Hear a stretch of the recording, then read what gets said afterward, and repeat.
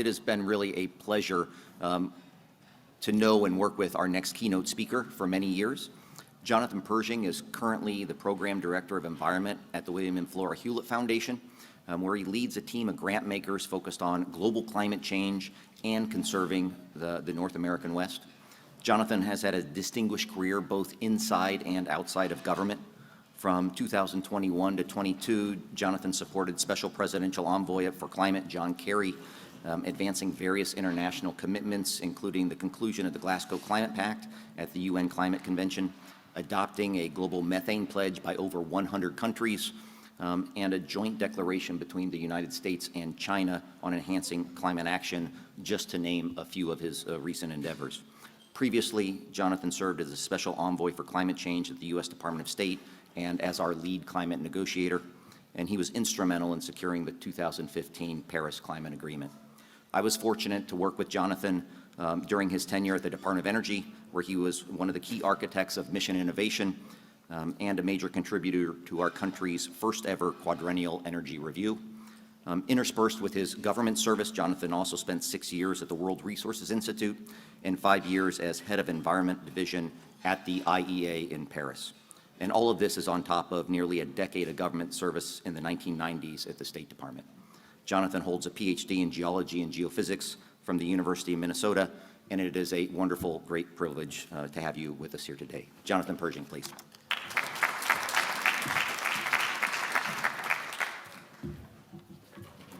So thanks very much. It's always interesting to speak after lunch because half the room is sleeping and the other half of the room wishes it was sleeping. So let me offer that there are pillows outside. They're taking the coffee away, but it's really great to be here.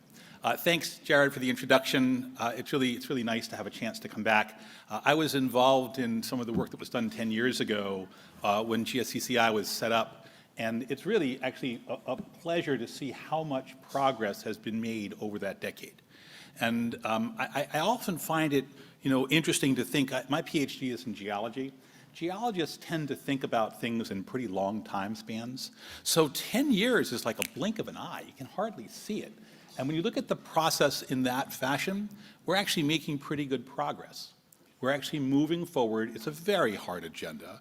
It involves absolutely every part of the economy. And we need to be going faster, but it is good from time to time just to step back and think that we are actually moving forward. We are not standing still. Not that we can afford to. And I want to talk a bit about some of the pieces that I see as they connect back in this discussion. I want to start a little bit where Vicki started this morning and where Secretary Granholm put some of the pieces on the table, and just think about why we're doing this and why the sense of urgency is so high.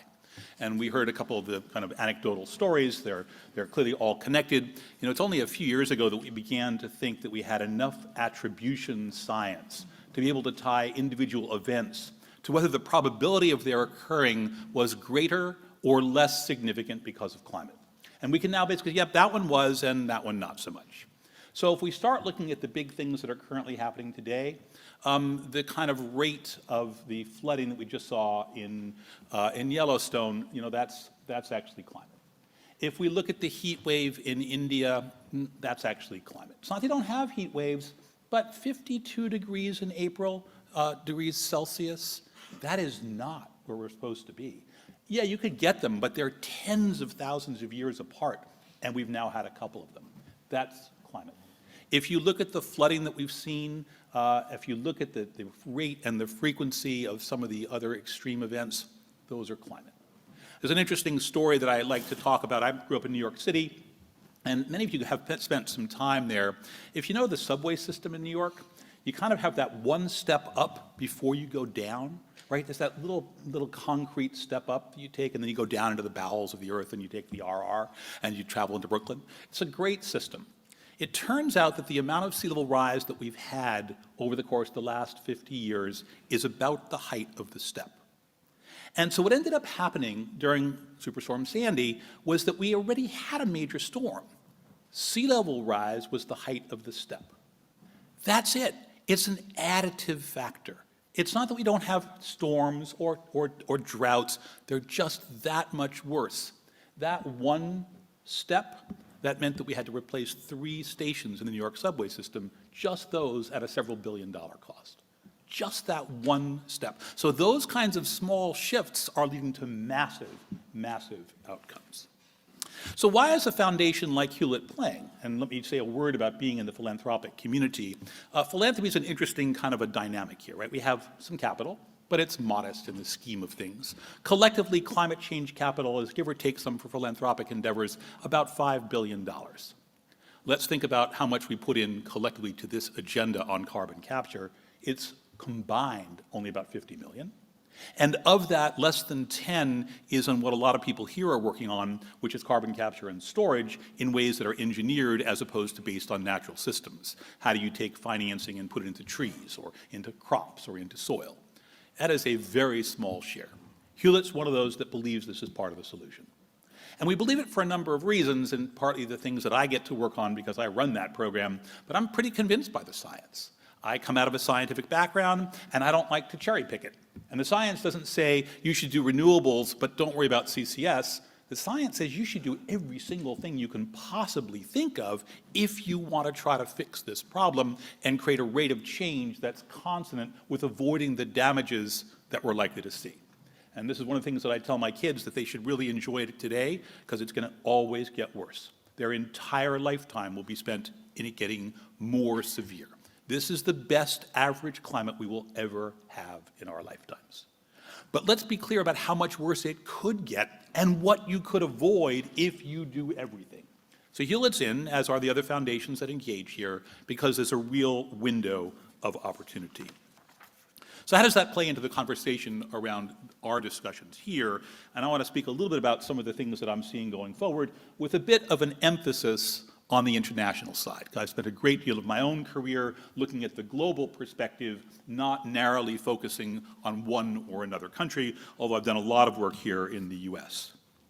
The first one that I'd like to speak a bit about is what kind of things we have to do and how do we think about the price. So the price is something we all pay a great deal of attention to. At the moment, it is not economic without some kind of additional incentive to do this on its own.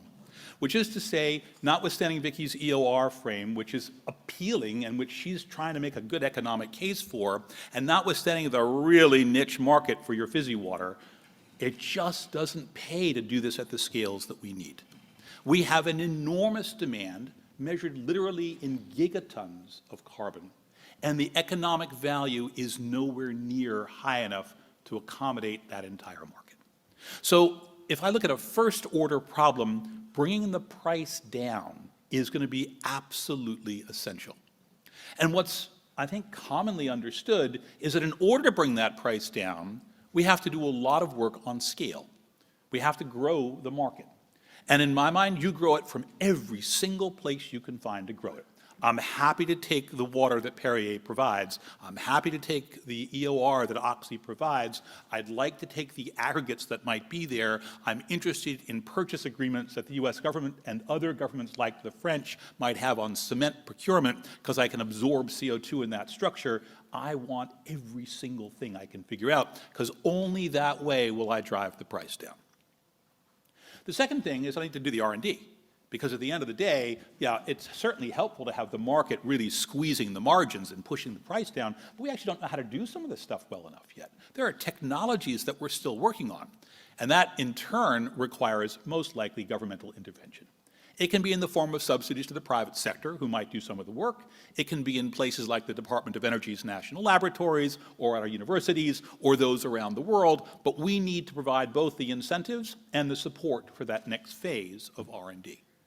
But even if we do that, in almost every single case, there is a drag on the energy consumed in order to do the conversion. So somehow, you've got to value the carbon. And to me, that's a piece that's only just beginning to move forward, and there are others here who work extensively on it. The last panel picked up a piece of that conversation on the finance element, but you have to value carbon. And here we can begin to look at what kind of prices people begin to assume. So if I look at some of the current numbers, if I want to take it from a fairly clean stream, perhaps I'm down at $50 or less a ton. Maybe lower than that, maybe higher than that for some applications. If I want to take it out of the atmosphere, There's some numbers that say maybe $200 a ton. Boy, I'm pretty bullish on that number because I'm seeing ones that are more like $500 to $1,000 a ton.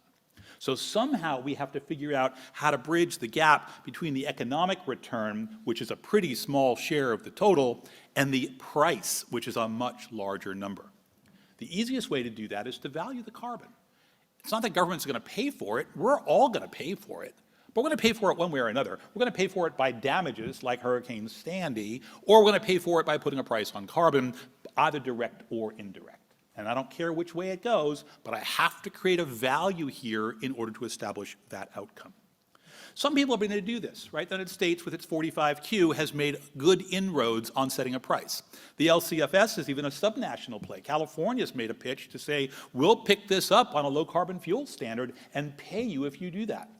The EU has begun to do it in a much more cumbersome way with a bifurcated market in which you can actually have an offset at one end, which is essentially a carbon offset, and at the other end, a CCS offset in two distinct markets which have a really cumbersome and complicated interchange between them, but at least there's a price. That's a good thing.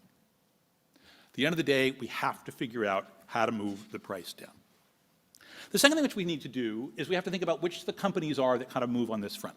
Who's making this work, and can we support them? And what are the barriers that they are seeing to market entry, and how do we expand their capacity?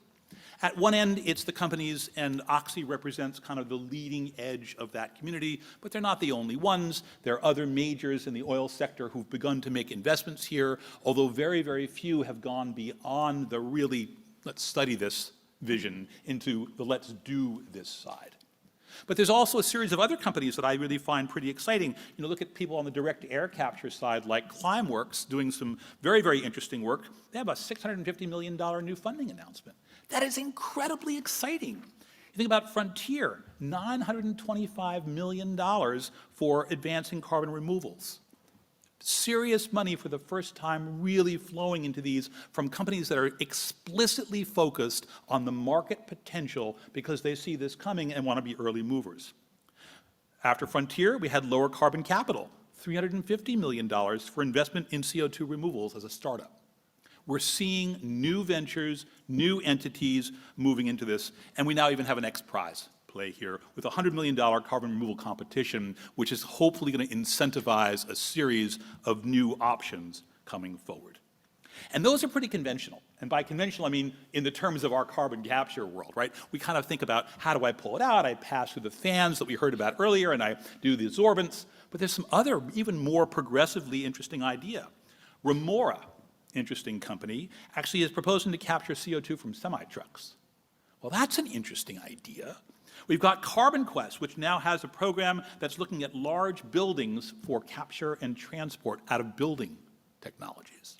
We've got Charm, which is doing industrial solutions to turn agricultural waste into bio-oil and sequestering it in Class 1, Class 5 wells. These are brand new.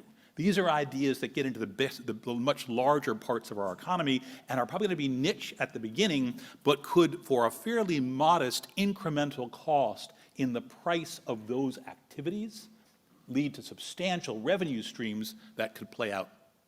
I did a fair amount of work when I was earlier thinking about some of these questions in terms of thinking about cost, because cost is often captured in terms of the absolute value per ton of carbon. Very few people think about tons of carbon in price. What you instead think about is, how much does my car cost? All right, it's got a ton of steel in it. So for the carbon price of 1 ton of steel, will I pay an extra $25? My car cost me $40,000. Does $25 matter? So we're thinking about it the wrong way. We're thinking about it in a carbon ton. What I should think about it in terms is commodity ton. What's the thing that I want? And I'm prepared to pay some trivially small increment. Don't just think about your car. That's kind of a simple one to go with. Think about this building. Think about the dams the US government builds, or the roads that we put in around the world. France is proposing to set up a structure in which it now purchases zero-carbon cement in order to build capital infrastructure by the country. These are small incremental costs for the price of their cement, big revenue streams to those who could produce it, and real industrial opportunities that might open up a door going forward. I want to turn from this to some of the more specific international pieces. And I want to talk first about the storage question. We tend to think that storage is ubiquitous, and while it's certainly widely available, it is not equal everywhere. Some of the people who really work on this are the oil and gas companies. I had the privilege of working for one for quite a number of years earlier in my career. They have pretty deep, as it were, expertise in the subsurface. And they understand it better than almost anybody else that I'm aware of. Many of the academics support them and are in turn supported by them, but there's a really extraordinary level of expertise and understanding. And it's not the same. I can store carbon more easily in certain kinds of rocks than in other kinds of rocks. I can't store it very well in some of the volcanic rocks in the Deccan Plateau in India.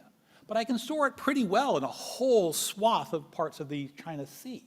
How do I think about that? Where is it going to go? I love the Permian Basin. It's a fabulous storage space for carbon.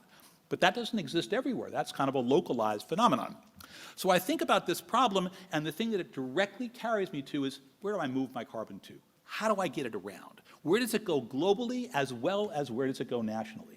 Are there pipelines? Are there shipping institutions? Are there regulatory structures? How do I manage the tariff? Those are questions we've just begun to move into. And to be quite clear, we need to do a lot of that, and we should do it pretty quickly, because we're just beginning to attach the importance and understand the importance of this kind of global mechanism. And here is where I part company with a number of my environmental friends who I think have a lot of it right in terms of the urgency of the problem. I think they tend to create boogeymen and essentially accuse participants when they ought to be working on alliances and structures. I don't think we can afford to actually lose our oil and gas community. I frankly don't want them to be doing oil and gas anymore. I'd like them to be in the carbon space. I would like to see a world in which the people who understand the subsurface, which are these guys, who can move a commodity, which is actually kind of hard to move, but they move one that's harder, and they move it at the right scale. Nobody else does that. And the idea that we'd create an entire new industry where one already exists that we could transform strikes me as a much better approach to solving our problem. There's a set of clear policy barriers which I'd like to talk about. The first one is I think we need a target. And a lot of these ideas are not mine. They come from the community. I want to just shout out to CATF, who I think has done a lot of really, really impressive thinking on this. They did an entire plan around the European Union, for example. So these are drawn from them, some work that Jared and his team at GCSI have done, some other discussions at the U.S. Department of Energy that I was involved with. So these are kind of a collection of ideas that I think are compelling. We need a target. We should not settle for saying, by the way, I'll just do it incrementally. We kind of know what the target is. We need to be at gigaton scale. Let's use that as the metric. I love the idea of finding 10,000 tons here and 100,000 tons there. It's the wrong number. Let's set a scale that's commensurate with the problem. The second thing which we have to do, at the end of the day, I think where we need to be is we need to think about some of the rules for storage sites. They're not everywhere. Where do we find them? How do we identify them? How do we look at potentials and where they go? I think we need to think about coordinating legislation, and we need to think about how the funding is going to work. And those are tied.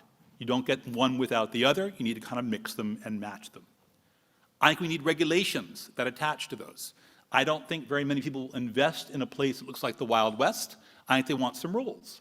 They have to be credible rules, because otherwise you won't get the market to work. But they've got to be simple enough that you can operate, otherwise you stifle the stuff you're trying to move. But you need those. We don't actually have things at scale that are not regulated for all sorts of pretty good reasons. I think we need to work on transport. We have not yet invested the kind of energy for cross-border transport that includes everything from the regulations attached to them and to the infrastructure required to move that. And those are complicated questions that need some more time and some more energy. And attached to that, we have to think about trade. This is a huge volume of stuff we're proposing to move around the world. What does that trade look like? Who are the trade partners? What does that look like in terms of opportunity and risk? Those are things that nations concern themselves with. How does that intersect? And I think we have to do what the panel earlier before lunch spoke to, which is the EJ discussion. Where are we on communities? I actually got my start in some of this work after I did my EOR work when I was working as a petroleum geologist, thinking about the climate side of this agenda. I got my start working with the state of Illinois. Many of you know a guy named Julio Friedman, who I think is just an amazing and wonderful, wonderful person. He and I did a joint project in rural Illinois in which we were trying to get a sense of whether the community was prepared to have an injection well. Would they be okay with that? And of course, you get all sorts of models. And the one that they hated, and we all know, is like, it's like storing nuclear waste. Don't worry, it'll be safe. That didn't go well. And at the other end, it's like injecting what you do all the time, your wastewater, which we do everywhere, and every single community has got it, and it's fine. Words matter. Community engagement matters. Getting people to understand opportunity and cost and how they can benefit and what the structures are for their voice to be heard. I took that from the panel, and I think they're not only right, but if we don't engage them, we will lose. You're not going to move this if people don't want it. We're already seeing that in many, many other parts of our conversation where a concern has gotten elevated to the point of being a political obstacle to progress. And I worry about that here. I think the EJ panel is one that ought to be elevated. We ought to think deeply about how to bring communities to the table. If we don't, I don't believe we'll succeed. And then I only have one last comment, and then turn it back to Jared. One last thought and comment here, which is this is not a US problem. This is a global problem. And I talked a bit about trade, and I talked a bit about storage, but we have a couple of other issues. The single largest emitter in the world is China. It's about 1/3 of all global greenhouse gas emissions, give or take some just shy of 30%. US in comparison, which is number 2, is give or take some about 10%, so 3 times smaller. And then if we go down the hill rapidly, we end up with India as number 3 at give or take some about 6%, the same size collectively as the entire European Union. Where are we on the rest of the world? If I take the players that have been most progressive moving this forward, and I look at the United States as clearly one of the leaders, I look at Japan, which has made some very interesting investments, I look at Europe, which is doing some quite interesting things, I look at Australia, which is thinking a lot about this and a home for the GCCSI, combine 20%. I have 80% of the problem that I haven't fixed yet. What are we doing with that part of the world? How is our investment progressing, and what kind of incentives, and how does the cost structure work, and where are the politics, and how does it tie back into things they have committed to, and a sense of return on investment? We have not yet figured that out. And until we do, the scale that we are seeking to solve the global problem will be inadequate to the task at hand.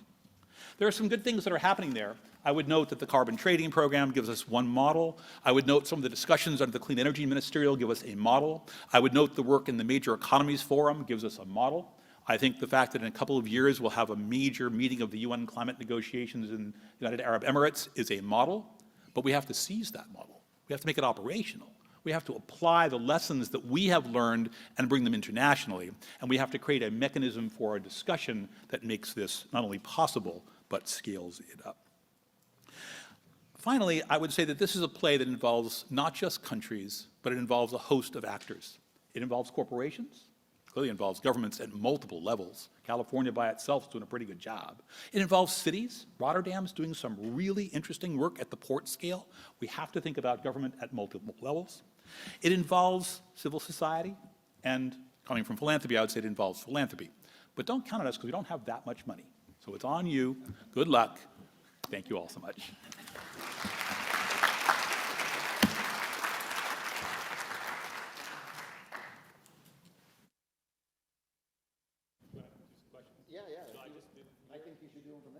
From here. What a deal. Happy to take questions on things that I didn't say we'll ask someone else to answer.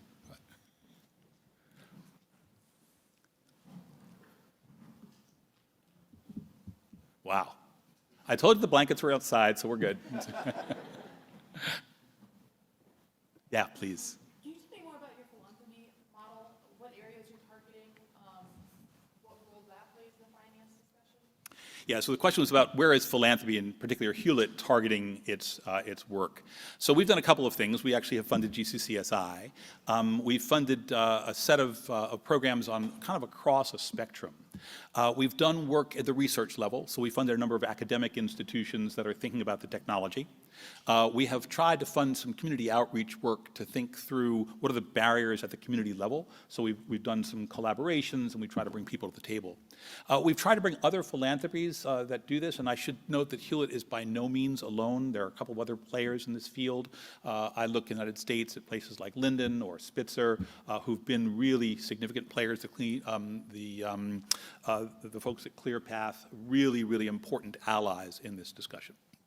We're funding increasingly some pilots, but we're actually too small to do much except demos, because what we can bring to the table are literally single-digit millions of dollars, which is real, but inadequate to take the place of the institutional governmental cost or corporate costs. But we've also funded policy analysis.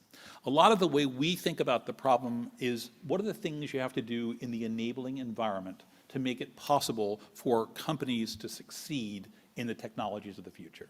And that means often, are there structured subsidies? Are there programs for tax benefits? Are there tariff adjustments that move you into the system? Are there rules for cap and trade programs that give you value for the carbon? So we've focused on the policy development in those kinds of places. So that's the kinds of things that we've paid attention to.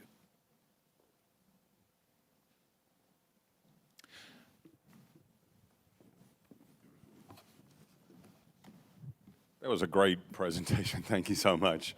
You're always such a dynamic speaker. As a geologist, PhD, what's your kind of thought process on social responsibility for long-term liability with storage programs? Because that's really a controversy right now. It is. I think Vicki actually put it really, really well. I did my work in rock mechanics. And I worked on tectonics for my PhD, and I was actually involved in some of the early work in mapping up in the North Sea. And as I look at it, the stuff that I was looking at was young. Let's be clear, 5 million years young, right? Young. In geological context, it was brand new. And that stuff hadn't hardly moved. I was looking at things that were highly fractured with gas deposits. And I look at that and I think about, and that was the young end, and it goes back literally hundreds of millions of years into the past. So that's the first place. I think you see it. The second thing which I'd say is that I think that the numbers are misrepresented. We tend to talk about how old the gas reservoirs are. What we really should talk about is how long does it take for a molecule of carbon to precipitate along with the other chemistry in the rock and turn into a solid. That's a very much shorter time. That, and the geological numbers, those are things that are measured literally in the thousands of years. Now that's still long for kind of human activity, but 1,000 years versus 300 million, I can kind of think about 1,000 years. Like the pyramids were around 1,000 years ago. Things in human existence have been around that long. And I can accelerate that. I can probably add some stuff to that and make that go even a bit faster. There's technologies currently on the market that are thinking explicitly about accelerants for precipitation. The third thing that I tend to think about is process. So when I look at it, I think to myself, where are the problems that could emerge? So I was involved in some of the early sniffer survey work that we were doing for oil and gas exploration in the Bering Sea. And what you do is you take this trawler, essentially, and you hang an instrument off the end of it, which drags along on this long wire, and it essentially looks for seepages. We did this to actually find oil and gas, because sometimes there's a bit of a seep. It worked. You could find some, and you could find out where it was. So you have to worry about natural seepages. That's a problem. But the stuff that we're seeing for seepages was actually millions of years old, because you can date it. So actually the problem was really small and really old. But we did the exact same survey around Sleipner in Norway. And they'd been injecting for a decade, and we couldn't find any representation of any leakage anywhere around that site. Zero. And we had quite sensitive instruments. So I think you have to do that. You have to monitor it. You have to be clear about where it's going. The last thing that I would say is you have to think about the process for getting it in there. And that's the place where I think the damages are most likely to occur, where you've got inadequate well coverage. And let's be clear about how bad our industry collectively in the oil and gas sector has been. You look at American oil and gas wells, many abandoned, many not capped, many with bad cement, and there's a legitimate reason for communities to be worried. So the problem then is not the underground storage. The problem is not the longevity of the field. The problem is the work that's being done to get it there. That is manageable in my mind by good regulation. That's manageable, in my mind, by good oversight, by monitoring, by verification. So in my mind, if you want to do this, we're going to have to demonstrate that. We're going to demonstrate that we have the credibility to do that work appropriate to the longevity that we want for the field. I think that's doable. We've done it. I don't think we've yet demonstrated to the world that we do it well.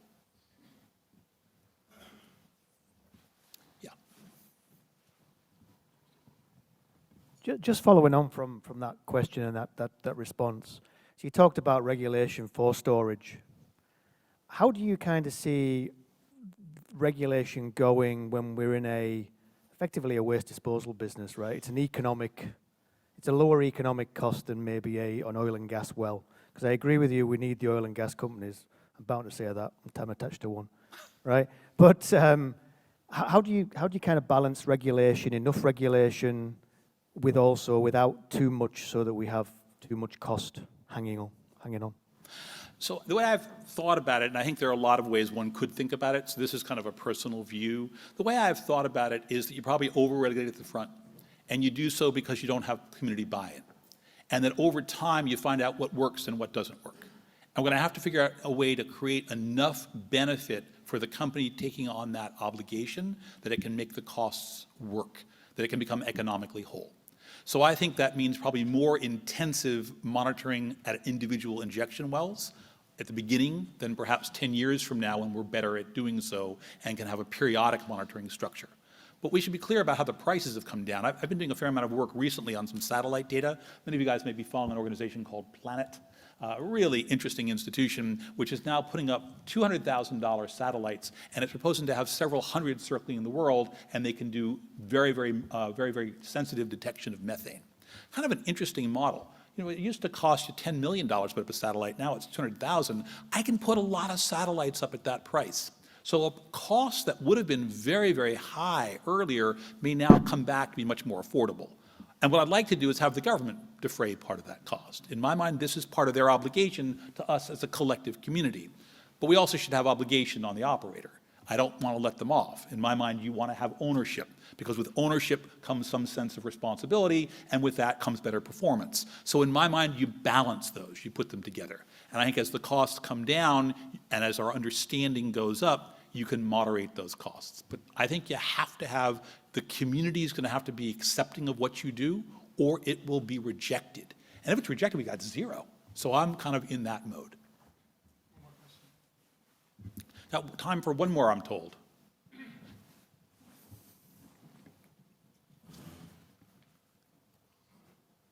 Matt Flannery, Stratum Reservoir. I wanted to ask your thoughts on a point that you raised earlier about this being the best climate that we're going to have. Obviously, well, we talked a lot about how expensive things are to do, but we haven't spoken much about how expensive it would be if we don't do anything. And a lot of the world's major cities are right on the coast. That was a good example about the New York subway. Has there been, I think about the industries that are going to be directly impacted by that, and obviously it's industry across the board, but insurance and real estate stand to lose an awful lot. Has there been interest from those industries, or what are your thoughts on their involvement in these kind of mitigation efforts? So I think it's a great question. In my discussion with the industry, I get two responses depending on which half of the industry I talk to. There's the half that invests all their money. They're mostly an investment firm. They look like a bank. There's the half that looks at risk and has to pay out the money. They're essentially the guys who worry about the calculation of damages and how it plays in their corporate bottom line. In many cases, we're seeing that second half withdrawing from places because they don't think the risk is worth their return. What we're seeing instead is cities self-insuring, and then states insuring cities, and then the government acting at the federal level as a backstop against the states. The best example in my mind is Florida. So Florida no longer can get mostly coastal insurance for housing. The reason it can't is we're seeing the damages are too high and the payout is not met by the incoming revenues from the insurance policies that people hold. And Florida said, we can't tolerate the loss of the real estate. It's too big a hit on the market. We will self-insure. And the last time we had a big storm, Florida said, oh, we don't have the money. FEMA, please come in and give us a hand. So what we've essentially done is we've distributed the cost of the damages in Florida to the entire country. Maybe that's a good choice, but we've actually had no say in whether Florida, in fact, builds higher houses or protects them in some fashion.